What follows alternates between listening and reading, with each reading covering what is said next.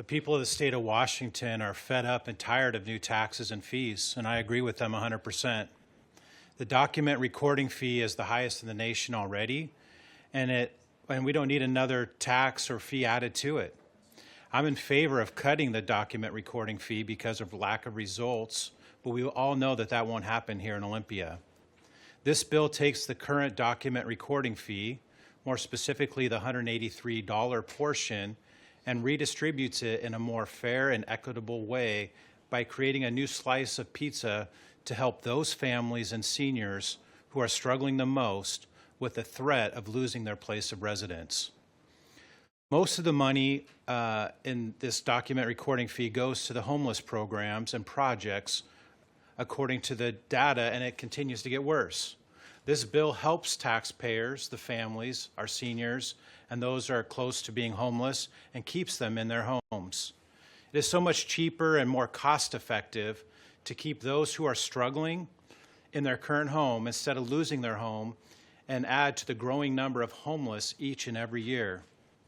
Instead of pouring all of our hard-earned tax dollars into an endless supply of homeless programs that have shown little success, let's use a small slice of that same money to keep people housed before they become homeless. This bill does not take any money from the current funding for counties.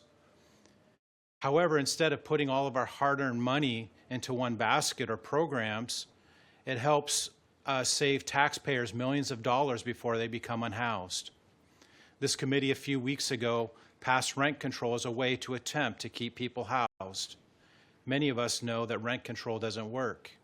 If a family or our seniors are $300 or $400 short on their rent due to an extended illness or some other situation, rent control won't help them, and they will eventually become unhoused, making the growing unhoused snowball even greater. This TAP bill, document recording fee restructuring, will give people partial rent relief for a short time, even up to a year, and help people from becoming another statistic of our unhoused community.